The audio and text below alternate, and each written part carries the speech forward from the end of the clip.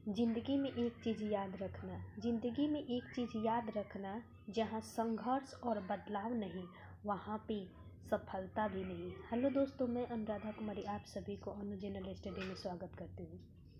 दोस्तों, आज हम भारतीय संविधान के सीरीज में भारतीय संविधान के नागरिकता के बारे में पढ़ेंगे। देखिए दोस्तों, भारतीय संविधान के नागरिकता मोस्ट इम्पोर्टेंट है। आप सभी इसको पूरा देखिएगा और इससे जितने भी क्वेश्चन बनेंगे उसको भी हम देखेंगे।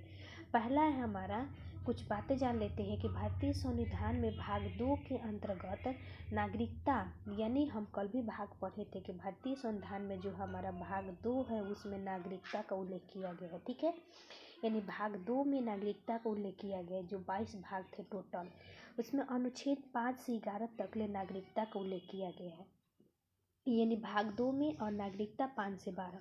और वही पूछे कि भारत में ब्रिटेन के समान एकल नागरिकता है, यानी किसी भी व्यक्ति को भारत की नागरिक कहा जाएगा, न कि राज्य का, न ही जिला का, न गांव का। वह एकमात्र भारत का ही नागरिक होगा। ये कहाँ से लिया गया है? ब्रिटेन से लिया गया है। तो याद रखिएगा, भाग 2 में 5 से 11, और ये नागरिकता कहाँ से लिया गया है? ब्रिटेन से। ठीक है, अब चलिए यहाँ देख लेते हैं कि अनुच्छेद 11 के अंतर्गत संसद को नागरिकता से संबंध में विधि बनाने की शक्ति है। यानी जो हमारा संसद है ना, वह नागरिकता से संबंधित कोई भी विधि यानी कानून अनुच्छेद 11 के तहत बनाती है। Most important.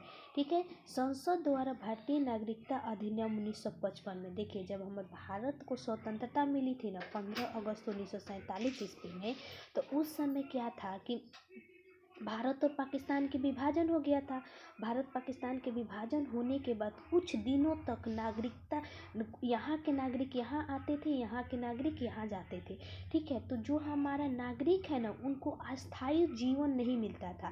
तो नागरिकों के आने जाने के क्रम में संसद के द्वारा 1955 में एक नागरिकता अधिनियम लाया गया। ठीक है, याद रखिएगा। अभी तक इसमें लगभग 7 से 8 बार नागरिकता का क्या किया गया? संशोधन किया गया। आपको 7 मिलेगा कहीं कहीं। ठीक है, 7 बार। तो याद रखिएगा। उसके बाद हमारा है कि भारतीय नागरिकता अधिनियम 1955 ईस्वी में कितनी प्रकार से नागरिकता दी जाती है? इसमें कहा गया कि 5 प्रकार से व्यक्तियों को नागरिकता मिलेगी। ठीक है, कैसे? एक तो जन्म के आधार पर, यानी जिन व्यक्तियों का जन्म भारत में हुआ है, ठीक है, यानी जिन व्यक्तियों का जन्म भारत में हुआ है, या उनके मतलब माता पिता का जन्म भारत में हुआ है, उनके बच्चे दूसरे देश में जन्म लिए हो, तो उनको भी नागरिकता दी जाएगी। जो जन्म के कहा गया। वंश कहा गया, अगर तुम्हारे माता पिता भारत के हैं तो तुमको नागरिकता मिलेगी। ठीक है, उसके बाद दोस्तों आएगा पंजीकरण। तो पंजीकरण के तहत, रजिस्ट्रेशन के तहत, अगर आप भारत में रह रहे हैं तो इसका कुछ दायरा दिया गया है कि 6 माह तक ले, अब 7 साल, ऐसे कुछ जगहों पे ऐसे कर दिया गया है। तो पंजीकरण करके, यानी रजिस्ट्रेशन कराकर भी आप भारत में नागरिकता बन सकते हैं। कहने का मतलब है कि अगर कोई व्यक्ति भारत में आकर नौकरी कर रहा है और रहते रहते कुछ दिन रह गया, तो चाहेगा कि हम भारत में नागरिक बन जाए, तो वो क्या है? पंजीकरण के द्वारा नागरिकता प्राप्त कर सकता है। ठीक है, उसके अलावा दोस्तों देशीकरण में जो होती है, देशीकरण का मतलब होता है कि हमारा देशीकरण में जो व्यक्तियों की नागरिकता मिलती है, जो देश में स्थित होते हैं, ठीक है, उनको। उसके बाद दोस्तों है भूमि के अर्जन द्वारा। अब समझिए भूमि का अर्जन क्या होता है। जैसे कि हम पढ़े होंगे कि जब भारत और पाकिस्तान का विभाजन हुआ, चाहे आप बांग्लादेश को ही ले लीजिए। बांग्लादेश जब बना था 1971 ईस्वी में, तो इसमें क्या हुआ था कि पश्चिम बंगाल के कुछ क्षेत्र चला गया था। कहाँ पे? बांग्लादेश में चला गया था। बांग्लादेश कुछ अपना क्षेत्र भारत को दिया था, क्योंकि हिंदू बहुल क्षेत्र भारत में था। पश्चिम बंगाल का कुछ मुस्लिम बहुल था। तो पाकिस्तान, हम बांग्लादेश क्या है? मुस्लिम बहुल राष्ट्र है। तो इसलिए मुस्लिम बहुल क्षेत्र जो था इधर कर दिया गया। तो उस समय क्या हुआ ना कि भूमि अर्जन के द्वारा नागरिकता दी गई। ठीक है, यानी 5। एक तो पहले होता है जन्म, दूसरा होता है वंश, तीसरा होता है पंजीकरण, चौथा होता है देशीकरण, और 5वां होता है भूमि। ठीक है, आगे नागरिकता का लोप यानी नागरिकता आपको कितने तरह से छीना जा सकता है, यानी नागरिकता आपको कितने तरह से ख़त्म हो जाएगी। लोप का मतलब यही होता है, ठीक है। तो पहला होती है किसी अन्य देश की नागरिकता ग्रहण करने पर, यानी अगर आप भारत के नागरिक हैं और किसी अन्य देश में आप चले जा रहे हैं, भारत का नागरिक है, अगर आप जाके यूएसए में बस गए तो आपको क्या हो जाएगी, भारत की नागरिकता समाप्त हो जाएगी, ठीक है। दूसरा है हमारा नागरिकता त्यागने की। अगर आप चाहते हैं, कोई विदेशी होता है वो क्या करता है कि भारत का नागरिक होता है, भारत की नागरिकता प्राप्त हो गई है, अब वो चाहेगा कि हम नागरिकता त्याग कर दें, दूसरे देश में अपने देश में चले जाए, तो उससे भी आपको नागरिकता समाप्त हो जाएगी। एक तो नागरिकता क्या दूसरे देश की नागरिकता ग्रहण करिएगा तब, दूसरा का नागरिकता त्याग करिएगा तब, एक तीसरा का होते सरकार के द्वारा वंचित करने पर। अगर आप मान लीजिए कि भारत के व्यक्ति हैं, अगर पाकिस्तान में आप जाके वहाँ पे नारे लगा रहे हैं, चाहे कुछ भी कर रहे हैं, गलत तरीके से कानून को उल्लंघन कर रहे हैं, तब भी आपकी नागरिकता क्या हो जाएगी, समाप्त कर दी जाएगी सरकार के द्वारा, ठीक है। चलिए अब आगे हम बढ़ते हैं। देखिए हमने पढ़ा था कि अनुच्छेद 5 से 11 तक ले नागरिकता है, ठीक है। तो अनुच्छेद जो 5 है ना दोस्तों, इसमें प्रारंभिक तौर पर नागरिकता को उल्लेख किया गया, जो हम लोग यहाँ पढ़े ना कि प्रारंभिक तौर पर नागरिकता जिसमें होते हैं जन्म के आधार पर, वंश के आधार पर, पंजीकरण, देशीकरण, भूमि अर्जन, यही हमारा है अनुच्छेद 5, ठीक है। तो अनुच्छेद 5 में हमारा नागरिकता दी गई है, ठीक है। अनुच्छेद 6 में नागरिकता है कि पाकिस्तान से भारत, ये कह रहा है कि पाकिस्तान से भारत के प्रव्रजन करने वाले कुछ व्यक्तियों के नागरिकता के अधिकार के बारे में उपदम।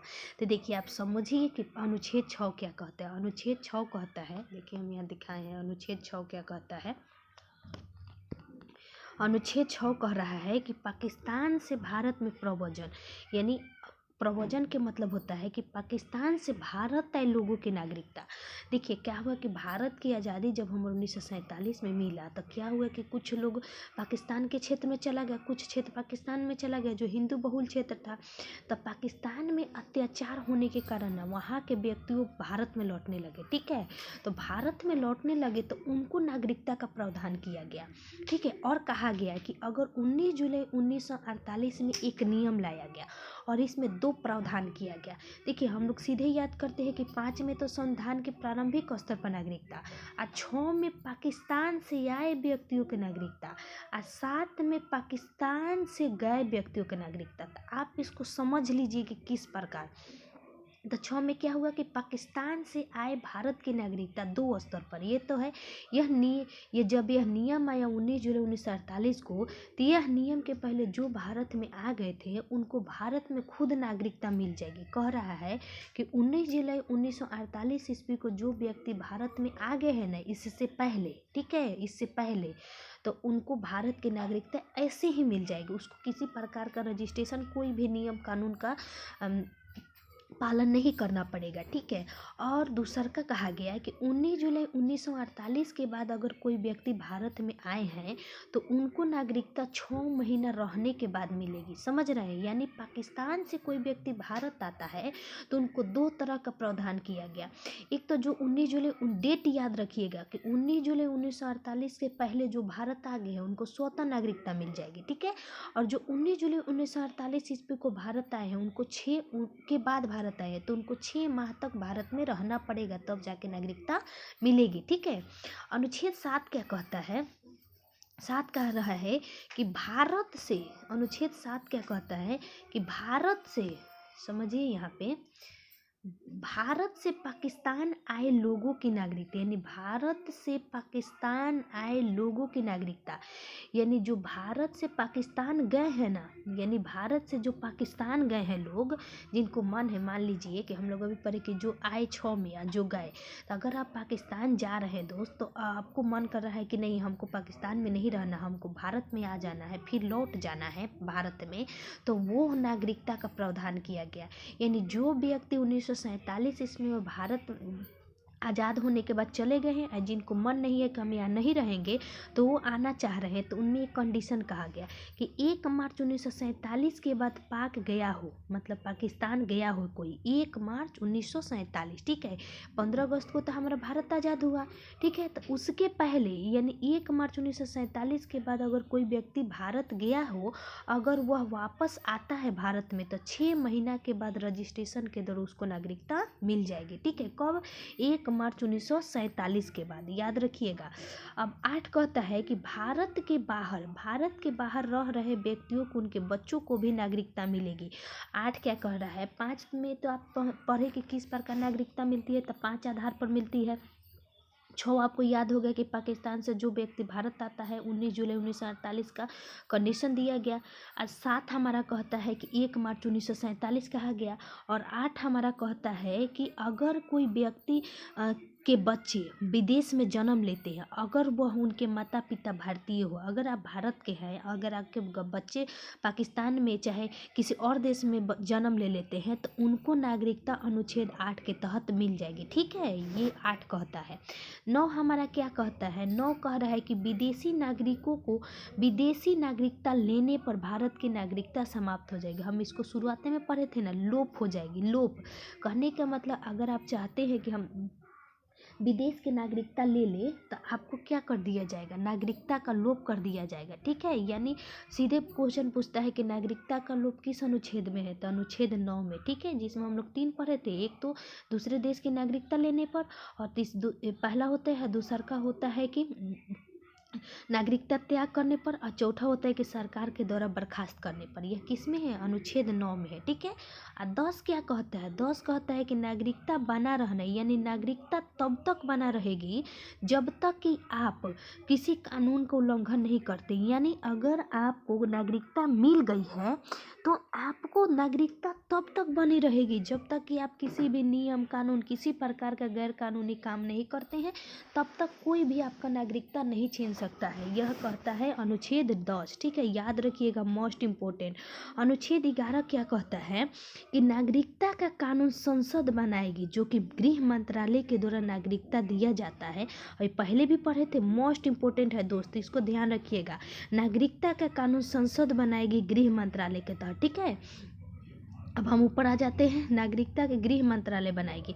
ये हम देख लिए थे कि किसी व्यक्ति को नागरिकता स्वतः समाप्त हो जाएगी। ठीक है, आगे है हमारा कि प्रवासी के रूप में रहने वाले विदेशी व्यक्तियों को देशीकरण के आधार पर नागरिकता प्राप्त करने के लिए 10 वर्षों तक निवास करना अनिवार्य है। यानी कह रहा है कि अगर कोई प्रवासी के रूप में रहने वाले विदेशी व्यक्ति अगर भारत में रह रहा है, यानी आप प्रवासी है, ठीक है, प्रवासी है, अगर आप हमारे देश में रह रहे हैं तो आपको 10 वर्षों तक रहना पड़ेगा। 1955 में जो कानून आया था ना, वह कहता है कि 10 वर्षों तक आप रहिएगा, तब जाके आपको नागरिकता मिलेगी। ठीक है, किनको, प्रवासी व्यक्तियों को।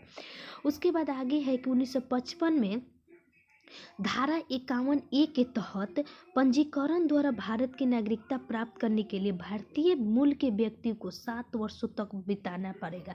ये कह रहा है कि यहाँ क्या था, प्रवासी के रूप में रहने वाले विदेशी व्यक्तियों के लिए अगर आप भारत में आए हैं 10 वर्षों तक रहिएगा, तब जाके आपको नागरिकता मिलेगी। ठीक है, लेकिन ये कह रहा है कि पंजीकरण द्वारा भारतीय नागरिकता प्राप्त करने के लिए भारतीय मूल के व्यक्तियों को, यानी आप भारत मूल के ही व्यक्ति है, कहने का मतलब कि नहीं होता है कि हमारा, आप पढ़िएगा कि एनी बेसेंट जो थी आयरलैंड की थी। ठीक है, तो आयरलैंड की थी तो उनको भारत की तरह नागरिकता मिल गई। ठीक है, अब वो करे, अगर कोई और व्यक्ति है वो क्या करता है कि जाके विदेश में बस जाता है और भारत के मूल को हो। ठीक है, भारत के मूल को हो, तो अगर आप यहाँ के यहाँ चले गए, नागरिकता ले लिए, तो आपको तो यहाँ की नागरिकता समाप्त हो जाएगी। ठीक है, नागरिकता समाप्त हो जाएगी, तो फिर आप चाहिएगा कि हम भारत में आएँ, तो भारत में आइएगा तो आपको उसके लिए क्या करना पड़ेगा कि 7 वर्षों तक रहना पड़ेगा। आप पहले भारत के थे लेकिन दूसरे देश में चले गए और फिर आप भारत में आए, तो 7 वर्षों तक। ठीक है, और वहीं हमारा ओनली विदेशी जो है, केवल विदेशी है, उसको 10 वर्षों तक ले। ठीक है, आगे की संसद नागरिकता के अर्जन हेतु शर्तों को नियत रखने के लिए सक्षम है। 2015 के एक नए संशोधन अधिनियम में व्यवस्था की गई कि पाकिस्तान एवं बांग्लादेश के नागरिकों को छोड़कर सभी देशों के नागरिकों को दोहरी नागरिकता दी जाएगी। क्या कह रहा है कि हमारा जो पाकिस्तान बांग्लादेश के नागरिक को छोड़कर सभी देशों के नागरिकों को दोहरी नागरिकता दी जाएगी। अभी हमने पढ़ा था ना दोस्तों, CAA यानी सिटीजन अमेंडमेंट एक्ट। ठीक है, और NR जो हम लोग नेशनल NRI हम लोग एक पिछले साल ही जब 2019 में क्या था, प्रमुख हुआ था, जिसमें छः हमारे जनजाति 6 अल्पसंख्यकों के बारे में उल्लेख किया गया था। फिर उसके बाद पाकिस्तान एवं बांग्लादेश के बारे में उल्लेख किया गया था। यही नागरिकता है, नागरिकता के बारे में उस समय प्रावधान किया गया था। अब समझिए कि जो हमारा 1955 है ना, 1955 में हमने बोला था कि 7 बार अब तक संशोधन हो चुका है, लेकिन आपको एक महत्वपूर्ण संशोधन याद रखना है। 1900 हमारा 86 में पहली बार इसमें संशोधन किया। पहले बार तो 55 में कानून आया, अब पहली बार संशोधन 86 में आया है। मोस्ट इम्पोर्टेंट पूछता है, मोस्ट इम्पोर्टेंट, ठीक है। चलिए अब हम क्वेश्चन देख लेते हैं दोस्त कि इससे क्या बनते हैं। आप सभी को अनुच्छेद याद करना है, ठीक है। अनुच्छेद याद हो जाएगा, ये 5 आपको याद ही है। 6 में यानी पाकिस्तान चले गए, पाकिस्तान से जो आए, यानी जो हमारे इसमें कंडीशन रखा गया 19 जुलाई 1948 वाला, और जो साथ हम पढ़े कि भारत से जो चले गए हैं लेकिन भारत में आना चाहते हैं, तो 1 मार्च 1947 कंडीशन रखा गया। और 8 तो आपको याद ही होगा कि 8 में क्या कहा गया कि विदेश में जो कोई रह रहा है तो उसके लिए बारे में है। और 9 में लोप है, और 10 में हमारा क्या है कि नागरिकता के लिए बने गए प्रावधान है, और 11 में कानून, ठीक है, संसद कानून बनाएगी। चलिए आगे कि संविधान के किस भाग में हम नागरिकता से संबंधित प्रावधान पाते हैं। तो भाग 2 में हमने अभी पढ़ा था, भाग 2 में। अगला, भारतीय संविधान निम्नलिखित में से कौन सी नागरिकता प्रदान करती है। एकल नागरिकता कहाँ से लिया गया है, ब्रिटेन से लिया गया है। वहीं आप यूएसए में जाइएगा ना तो उसमें दोहरी नागरिकता है। कैसे, वहाँ पे तो एक 50 प्रांत है दोस्तों, ठीक है, और एक हमारा 50 प्रांत है, तो 50 प्रांतों के लिए अलग से नागरिकता मिलती है, ठीक है। और यहाँ पे जो देश की भी एक नागरिकता मिलती है। प्रांत अपना अपना खुद नागरिकता देता है और देश भी नागरिकता देता है, ठीक है, तो इसलिए वहाँ पे दोहरी नागरिकता मिल जाती है। भारत की नागरिकता निम्नलिखित विशेषता में से कौन सा सही है। तो समझिए, राष्ट्र तथा राष्ट्र की दोहरी नागरिकता, यानी राज्य और राष्ट्र की दोहरी नागरिकता बिल्कुल गलत, क्योंकि ये देश का ही हम लोग का राष्ट्र की ही नागरिकता है। राज्य की एकल नागरिकता, संपूर्ण भारत की एकल नागरिकता, भारत एवं अन्य देश की दोहरी नागरिकता। तो देखिए, राज्य के भी तो एकल नागरिकता नहीं ना मिलती है, संपूर्ण भारत का एकल नागरिकता मिलती है, ठीक है, यानी भारत ही कहेगा कि नागरिक है, ठीक है। भारतीय नागरिकता नहीं प्राप्त की जा सकती है, किससे। एक तो जन्म द्वारा होगा जी, देशीकरण भी होगा, किसी भूभाग के सम्मिलित द्वारा, या किसी बैंक में। अगर आप मान लीजिए कि स्विस बैंक है, जो हमारा ब्रिटिश से स्विस बैंक है, उसमें आप चाह रहे हैं कि हम धन जमा कर लें और नागरिकता प्राप्त कर लें। चाहे हम मान लीजिए कि हमारे भारत में ही बैंक है, कौन सा, सेंट्रल बैंक। अगर कोई आता है या विदेशी कोई व्यक्ति सेंट्रल बैंक में जमा करता है तो चाहेगा कि नागरिकता प्राप्त कर लेते, इससे नागरिकता नहीं मिलती है, याद रखिएगा, ठीक है। चलिए आगे, अगला है हमारा कि भारत का एक नागरिक अपनी नागरिकता खो देगा यदि वह क्या करेगा, भारतीय नागरिकता का परित्याग करेगा, बिल्कुल सही। स्वेच्छा से अन्य देश की नागरिकता प्राप्त करेगा, ये भी सही है। किसी अन्य देश के नागरिक से विवाह करता है, सरकार की आलोचना करता है। तो देखिए, किसी अन्य देश के नागरिक से विवाह करता है तो ये नहीं है, ठीक है, याद रखिएगा। किसी अन्य देश के नागरिक से आप विवाह करिएगा तो थोड़ी आपकी नागरिकता छीन ली जाएगी, ठीक है। तो आपका क्या हो जाएगा, एक और, अच्छा हम 4 नहीं डिस्कस करें। कह रहा है कि सरकार की आलोचना करने पर, देखिए यह गलत है। सरकार की, मान लीजिए कि हम लोग भी देश में रह रहे हैं तो हम लोग नहीं कहते कि नरेंद्र मोदी ऐसे करते हैं, कांग्रेस इस प्रकार किया, तो आलोचना करने से नहीं जाती है। वह किसी प्रकार का कानून रहेगा ना तो उसका आप उल्लंघन करिएगा तभी आपकी नागरिकता खोएगी। तो हम लोग ना, जिनको समझ नहीं होगा टनाक से इसको मार देंगे कि 1 2 4, 1 2 4 जो ऑप्शन है ऐसे ऑप्शन में भी नहीं है, सोचने वाली बात है। तो ये आप याद रखिएगा कि सरकार की आलोचना करने पर नागरिकता समाप्त नहीं होती है। तो 1 और 2 हो जाएगा। अब यह समझिए, देखिए, सरकार की आलोचना करने पर अन्य देश के नागरिकों से विवाह करने पर किसी नागरिक की नागरिकता का लोप नहीं होता है। अगला है कि नागरिकता संशोधन अधिनियम 2015 के अंतर्गत निम्नलिखित में से कौन भारतीय कार्ड धारक प्रवासी नागरिक के लिए पंजीकृत होने की अर्ह नहीं है। यानी कौन सा व्यक्ति 2015 के अनुसार जो व्यक्ति है वो पंजीकृत नहीं है। तो आपको ये समझना पड़ेगा कि कौन सा नहीं है। तो देखिए, एक वयस्क अवयस्क बच्चा जिसके अभिभावक भारतीय नागरिक हो, ये तो भाई मिलेगा।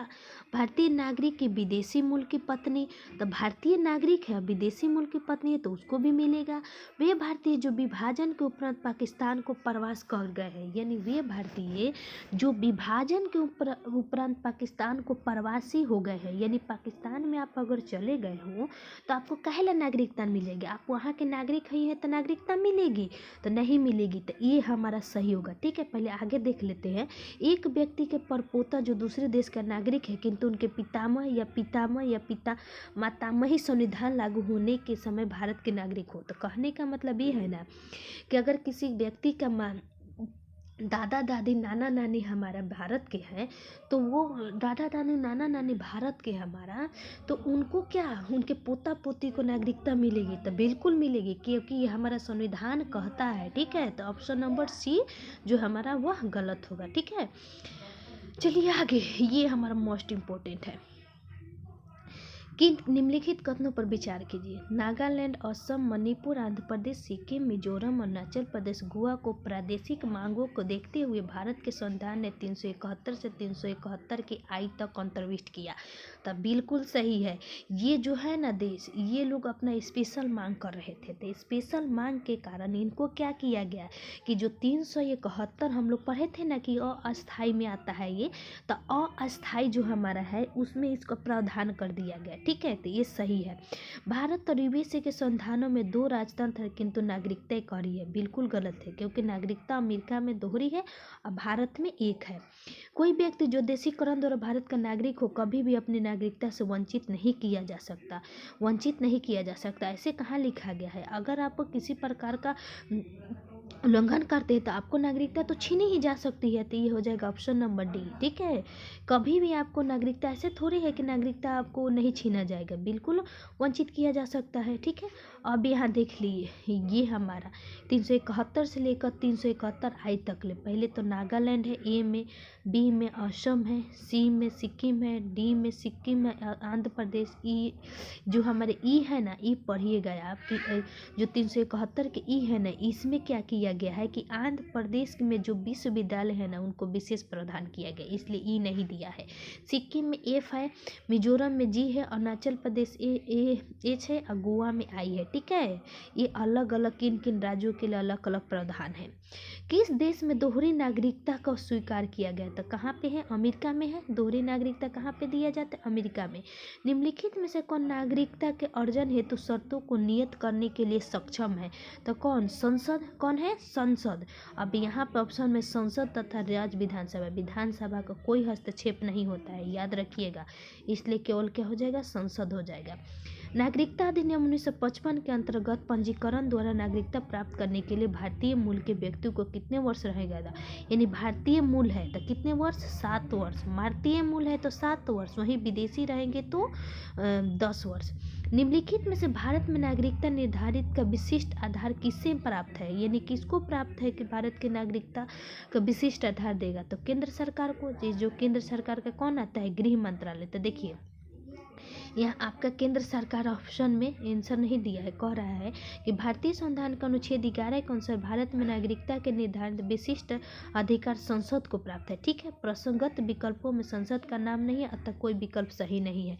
ठीक है, यहाँ कह रहा है कि नागरिकता किसे? संसद को तो नियम है ही, लेकिन उसमें केंद्र सरकार का हमने बोला कि इसे केंद्र सरकार भी गलत नहीं हो सकता है, क्योंकि ऑप्शन के अनुसार। ठीक है, क्योंकि राष्ट्रपति तो होता नहीं है, लेकिन मूलतः अगर देखा जाए तो मूलतः में हमारा क्या होता है? मूलतः में हमारा होता है कौन सा? संसद। ठीक है, आगे भारतीय संविधान के किस अनुच्छेदों में नागरिकता है? तो 511। ये हमारा लूसेंट ऑब्जेक्टिव है, मुझे लगा कि इसमें भी कुछ अच्छे क्वेश्चन है, तो इसको हम लोग देख लेते हैं। भारतीय संविधान में कौन सी नागरिकता प्रदान की गई? कौन सी? एकल नागरिकता। कहाँ से लिया गया? ब्रिटेन। किस अनुच्छेद में संसद और नागरिकता के संबंध में कानून? किसमें कानून है? 11 में। अनुच्छेद किसमें है? 11 में हमारा किसका बात किया गया है? कानून का बात किया गया। ठीक है, याद रखिएगा। यानी डी हो जाएगा। भारतीय नागरिकता नहीं प्राप्त की जा सकती किसके द्वारा? जन्म के द्वारा होगा, देशीकरण होगा, भूभाग होगा, भारतीय बैंक में। अभी हमने देखा था कि भारतीय बैंक में जमा धनराशि से प्राप्त नहीं किया जा सकता। देशीकरण द्वारा नागरिकता प्राप्त की एक तरीका है क्या? यानी देशीकरण द्वारा आप नागरिकता कैसे प्राप्त कीजिएगा? माता पिता की नागरिकता के अनुसार, भाई बहन के नागरिकता के अनुसार, विदेशी पुरुष से विवाह करने पर, विदेशों में मित्रता करने पर। तो देखिए, विदेशी पुरुष से विवाह करने पर, यानी कहने का मतलब कि देशीकरण, आप भारत के हैं, ठीक है, कोई भारत की लड़की है, वो जाके विदेशी पुरुष से विवाह कर लेती है तो उसकी नागरिकता समाप्त नहीं होगी, यही देशीकरण कहता है। आगे, नागरिकता बनने के निम्नलिखित शर्तों में एक आवश्यक शर्त क्या है? बोल रहा है कि आवश्यक शर्त क्या है? तो राज्य की सदस्यता, उच्च परिवार की सदस्यता, उच्च जाति की सदस्यता, किसी भी धर्म। तो ना जाति आता है ना धर्म आता है, वो राज्य का अगर सदस्य है ना तो उसको नागरिकता मिलेगी। राज्य का मतलब कि देश, ठीक है। अगला, पाकिस्तान से भारत में नागरिकता, पाकिस्तान से आकर भारत में नागरिकता प्राप्त करने। हमने पढ़ा कि जाएगा भले आएगा, सबसे पहले किसी को हम लोग क्या कहते हैं? हम लोग वसुदेव कुटुंबकम पे हम लोग चलते हैं। तो हम लोग कहते हैं कि भाई तुम आओ, तुम आए हो तो सबसे पहले तुम्हारा, क्योंकि हम लोग जो घर में कोई आता है तो हम लोग सबसे प्रधानता उसको देते हैं। उसी प्रकार है कि जो पहले आएगा उसको पहले जिक्र करेंगे। तो वही अनुच्छेद 6 हो जाएगा, याद रखिएगा। आने का 6 में आ जाने का 7 में, लेकिन 2 शर्त था, याद रखिएगा। नागरिकता के लोप होने के लिए एक नियम है। क्या नियम है नागरिकता के लिए? परिवार से बिछड़ जाने पर ना बाबा ना, भ्रमण के लिए विदेश जाने पर नहीं, देशद्रोह को अपराध सिद्ध होने पर। अगर आप देशद्रोही हो रहे हैं, देशद्रोह कर रहे हैं और आपका अपराध क्या हो रहा है? सिद्ध हो जा रहा है, तो आपको नागरिकता छीन ली जाएगी। एक व्यक्ति नागरिकता के आधार पर कैसे खो देता है? यानी कोई व्यक्ति नागरिकता किस प्रकार खो देता है? पहला, एक व्यक्ति दूसरे व्यक्ति देश में 2 महीने के लिए चला जाता है, ऐसा तो नहीं कहा गया है। एक व्यक्ति दूसरे राज्य की नागरिकता ले लेता है, एक व्यक्ति राज्य के कर्तव्यों को प्रदर्शन नहीं करता, ऐसा थोड़े है। मान लीजिए कि हम लोग राज्य के कर्तव्य क्या क्या दिया गया है, हम लोग के 11 कर्तव्य है, उसमें बहुत लोग उसको उल्लंघन करता है, ठीक है। तो कोई ज़रूरी थोड़ी है कि उसकी नागरिकता छीन लीजिएगी, ऐसा नहीं है, तो ये गलत है। एक व्यक्ति बहुराष्ट्रीय कंपनियों में काम करता है, तो ऐसा भी नहीं है। अगर आप यहाँ के हैं और माइक्रोसॉफ्ट में काम कर रहे हैं तो थोड़े छीन ली जाएगी, नहीं छीन ली जाएगी। देखिए, सत्य नडेला है, तो सत्य नडेला भारतीय मूल की अमेरिकी नागरिक है, ठीक है, तो उनको थोड़े छीन ली जाएगी है। यानी अगर वो भारतीय नागरिक है हमारा, तो उनका, क्योंकि वो भारतीय मूल के नागरिक है, ठीक है। अगला है हमारा दोस्तों कि 23 में कौन सा सही होगा? एक व्यक्ति दूसरे राज्य की नागरिकता क्या बोल रहा है कि खो देगा। कैसे खो देगा? अगर व्यक्ति दूसरे राज्य की नागरिकता ले लेता है तभी ना खोएगा। अगला, निम्नलिखित में से कौन सा शर्त भारत की नागरिकता प्राप्त करने के लिए नहीं है? पहले तो अधिवास, दूसरा का वंशानुक्रम मतलब वंशाक्रम, पंजीकरण एवं संपत्ति स्वामित्व। वही बोल रहे संपत्ति स्वामित्व का मतलब कि संपत्ति जमा करना, तो ये नहीं है। अधिवास का मतलब कि आकर भारत में रहना, ठीक है। भारत की नागरिकता निम्नलिखित में से किस प्रकार प्राप्त की जा सकती है? सभी द्वारा जन्म, वंश, देशीकरण, सब। नागरिकता प्राप्त करने के विषय में विस्तार चर्चा कहाँ किया गया था? 1955 के नागरिकता कानून में, याद रखिएगा 1955 के नागरिकता कानून में। अगला, किसी व्यक्ति, आगे बोल रहा है हमारा कि किसी व्यक्ति को भारतीय नागरिकता निलंबित की जा सकती है। किस प्रकार नागरिकता निलंबित की जा सकती है? पहला कि कोई व्यक्ति स्वेच्छा से दूसरे देश की नागरिकता ग्रहण कर लेता है, ऐसे तो नहीं कहा गया है, क्योंकि एक नागरिक के दायित्व से परिचित है, ऐसा भी नहीं है। यदि व्यक्ति सरकार के विश्वास हो जाए कि नागरिकता छल पूर्वक प्राप्त की गई, तब आपको खोज दिया जाएगा, क्योंकि ये तो सही है हमारा, ठीक है। उसके बाद हमारा है कि यदि कोई व्यक्ति जन्म से देश के नागरिक है किंतु विदेशी राष्ट्रीय युद्ध के दौरान शत्रु की सहायता करने में पहुंचाता है, तो देखिए अगर आप किस देशद्रोह का मामला है तो नागरिकता छीनी जाएगी। भारत का विश्वास खो दे तभी नागरिकता छीन जाएगी। स्वेच्छा से दूसरे देश की नागरिकता ले लेते हैं तो ये भी छीन जाएगी। तो 1, 2 और 3, 1, 3 और 4 हो जाएगा, ठीक है। अगला, नागरिकता संशोधन 1992 के अनुसार मोस्ट इम्पोर्टेंट, क्योंकि ये क्वेश्चन प्रीवियस पूछा गया है कि 1992 क्या कहता है। तो 1992 क्या कहता है, देखिए, किसी बच्चे को भारत में जन्म लेने के कारण स्वतः भारतीय नागरिकता नहीं दी जाएगी, ऐसा नहीं है। भारतीय पुरुष में विवाह करने पर विदेशी महिला को भारतीय नागरिकता प्राप्त करने का अधिकार मिला, ठीक है। इसमें है कि भारत के बाहर पैदा होने वाले बच्चों के यदि उसकी माँ भारतीय है तो उसको नागरिकता दी जा सकती है। ठीक है, जो हम लोग अभी पढ़े थे, अनुच्छेद 8 पढ़े थे, याद है आपका? तो यही कहता है कितने वर्षों पर लगातार बाहर रहने पर नागरिकता समाप्त हो जाएगी। कितने वर्षों तक आप लगातार बाहर रहिएगा तो आपको नागरिकता समाप्त हो जाएगी। तो याद रखिएगा 7 वर्ष, 7 वर्ष ही प्रावधान दिया गया है। ऐसे व्यक्ति जो हमारा 26 जनवरी 1950 को या उससे पश्चात भारत में जन्म ग्रहण किया है तो उसके जन्मजात भारतीय नागरिक समझा जाएगा। बिल्कुल सही। ठीक है, निम्नलिखित में से किस स्थिति में किसी व्यक्ति को नागरिकता समाप्त हो सकती है? तो त्यागने पर, परिवासन द्वारा, वंचित किए जाने पर। बिल्कुल सभी सही है। निम्नलिखित में से किस स्थिति में किसी व्यक्ति को भारतीय नागरिकता से वंचित किया जा सकता है? यानी भारतीय नागरिकता से वंचित कैसे किया जा सकता है, मतलब वंचित नहीं किया जा सकता, नहीं किया जा सकता। तो निर्वाचन के दौरान। बिल्कुल सही है, क्योंकि निर्वाचन के दौरान अगर थोड़े आप किसी को वंचित करेंगे। आपातकाल के दौरान। बिल्कुल सही, नहीं किया जा सकता। युद्ध के दौरान। यानी किसी व्यक्ति को कह रहा है कि कैसे वंचित नहीं किया जा सकता, तो निर्वाचन के दौरान वंचित, आपातकाल के दौरान, युद्ध के दौरान बिल्कुल नहीं। तो ये सभी सही है। ठीक है। अगला, संविधान में नागरिकता का प्रावधान कब आया था? संविधान में नागरिकता की प्रावधान कब लागू हो गया? तो याद रखिएगा, मोस्ट इम्पोर्टेंट 1949 में ही, जब हमारा हम लोग पढ़ेंगे कि लगभग 15 अनुच्छेद जो है हमारा ना संविधान का, जब संविधान सभा अंगीकृत किएगा ना, उसी समय लागू कर दिएगा। उसमें नागरिकता भी शामिल है। भारतीय संविधान के अंतर्गत भारत के नागरिकों को कौन से अधिकार प्राप्त है जो गैर नागरिकों को प्राप्त नहीं है? तो याद रखिएगा, मोस्ट इम्पोर्टेंट कौन सा? एक कुछ सार्वजनिक पद की पात्रता। बिल्कुल सही है, जो हमारे क्या कहता है 16 संसद एवं विधानमंडल के सदस्य होने का अधिकार, ये भी है। 15, 16, 19 प्रदत्त मौलिक अधिकार केवल भारतीयों को ही, ये सभी सही है। ठीक है। संविधान द्वारा प्रदत्त नागरिकता के संबंध में संसद एक व्यापक नागरिकता अधिनियम 1955 में। ठीक है। अगला, भारत में एकल नागरिकता की अवधारणा कहाँ से लिया गया? इंग्लैंड से।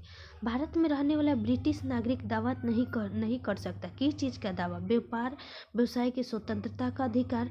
विधि के समक्ष ये तो है 14 है, क्योंकि 14 दिया गया। एक तो 15, 16, 19, 29, 30, ये 5 को छोड़कर जितना भी आएगा ना, सब विदेशी को भी है। तो 14 हमारा है वो लोग का। जीवन एवं व्यक्तिगत, ये भी है, क्योंकि ये कौन सा कहते हैं अनुच्छेद? जीवन एवं व्यक्तिगत, ये भी है हमारा। धर्म की स्वतंत्रता का अधिकार बिल्कुल है, 25 उन लोग को भी दिया गया है। तो व्यापार एवं व्यवसाय की स्वतंत्रता का दावा नहीं किया जा सकता। ठीक है। अगला, किस देश में दोहरी नागरिकता के सिद्धांत को स्वीकार किया गया है? तो संयुक्त राज्य अमेरिका। निम्नलिखित में से किस विधियों द्वारा नागरिकता प्राप्त की जा सकती है? जन्म द्वारा। बिल्कुल सही। आनुवांशिकता। बिल्कुल सही। पंजीकरण। बिल्कुल सही। अनुरोध द्वारा नहीं होगा। ठीक है। 1, 2, 3 होगा। नागरिकता प्राप्त करने के लिए शर्तों का निर्धारण सक्षम कौन करता है? संसद करता है। ठीक है। आगे है हमारा कि भारत में नागरिकता, एक नागरिकता अपनी नागरिकता खो देता है, वे भारतीय नागरिकता परित्याग करता है। बिल्कुल सही। स्वेच्छा से अन्य देश के नागरिक, ये भी सही है। किसी देश के नागरिक से विवाह करता है, तो ये हमारे किसी देश के नागरिक से आप विवाह करते हैं तो ऐसा नहीं है कि आप नागरिकता खो दीजिएगा। ठीक है, ऐसा नहीं है। सरकार की आलोचना करने पर ये भी नहीं है। ठीक है। तो केवल 1 और 2 होगा, इसलिए ऑप्शन नंबर सी हो जाएगा। देखिए दोस्तों, अगर आप सभी को अच्छा लगा होगा तो प्लीज़